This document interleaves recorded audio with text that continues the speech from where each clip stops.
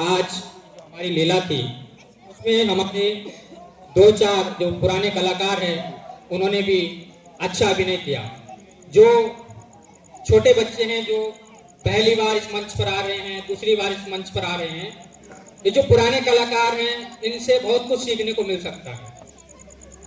जो पुराने बुजुर्ग लोग होते हैं कहते हैं कि आप एक बुजुर्ग के साथ एक दिन बिताइए और हजारों किताबें लाइब्रेरी में पढ़े तो बराबर है। और बुजुर्ग जब तक समाज में है तब तक समाज बना रहता है। घर में अगर आप देखें, किसी ने बड़ी अच्छी बात बोली है कि दहलीज नहीं रहता, दीवारों दर नहीं रहता, जिस घर में बुजुर्ग और बच्चे ना हो घर घर नहीं रहता। तो जितने पुराने हमारे कलाकार हैं इनका विशेष रूप से मैं रामलीला के इस मंच से हार्दिक अभिनंदन, हार्दिक स्वागत करता हूं, इनको धन्यवाद देता हूं।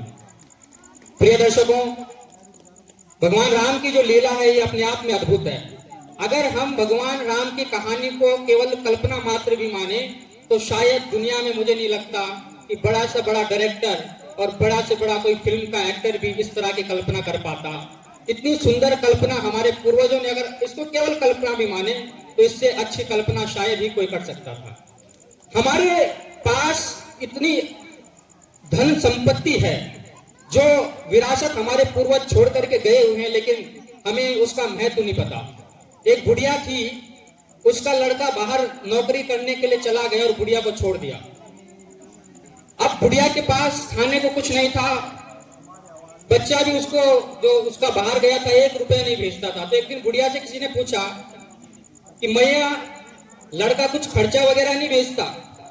बोला नहीं बेटा, जब से गया कुछ नहीं भेजा है, बस हर महीने एक कागज भेज देता है, वो मैंने अंदर रखे हुए। तो उसने कहा कि मैया ऐसे कौन से कागज भेजते, चलो मुझे दिखाओ जरा।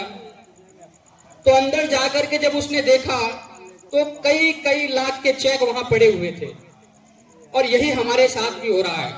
और बुढ़िया क्या करती थी, अपने 2 वक्त की रोटी के लिए बाहर भीख मांगने जाती थी।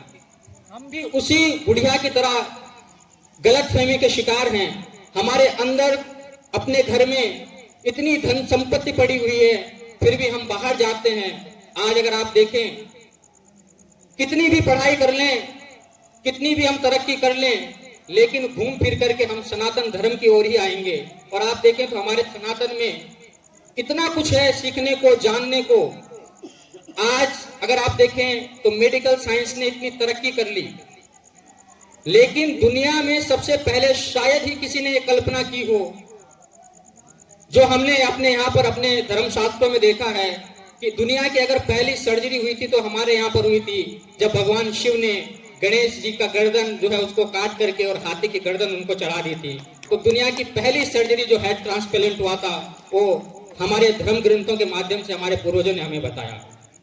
विमान की कल्पना करना तब लोगों के लिए मुश्किल था जब हमारे पूर्वज हमारे धर्म ग्रंथों में पुष्पक विमान के बारे में लिख करके चले गए।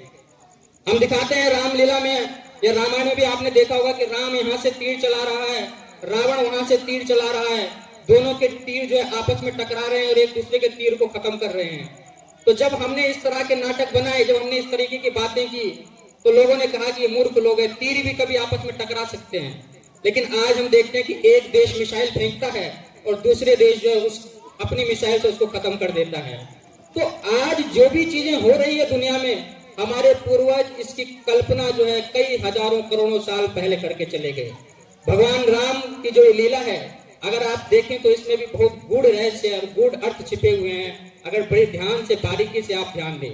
मैं कहता हूं दोस्तों कि बहुत कुछ करना पड़ता है जीवन में नाम करने के लिए। राम ने भी खोया बहुत कुछ था श्री राम बनने के लिए। तो कोई ऐसे ही राम नहीं बन जाता। राम बनने के लिए बहुत कुछ त्याग करना पड़ता है और अपने आप को तपाना पड़ता है, तब जाकर के कोई राम से श्री राम बनता है। दर्शकों, बहुत मेहनत से जो हमारे कलाकार हैं यहाँ पर रामलीला का मंचन कर रहे हैं। मैं जैसे कि हर दिन आपसे कहता हूँ कि ज्यादा से ज्यादा संख्या में आप इनका हौसला बढ़ाएं और ज्यादा से ज्यादा संख्या में आप यहाँ पर आकर के हमारे जो कलाकार हैं इनकी हौसला अफजाई करें। और जितने भी हमारे पदाधिकारी हैं, एक बार मैं फिर इस मंच से उनको विशेष रूप से धन्यवाद दूंगा उनके इस अथक प्रयास के लिए। बहुत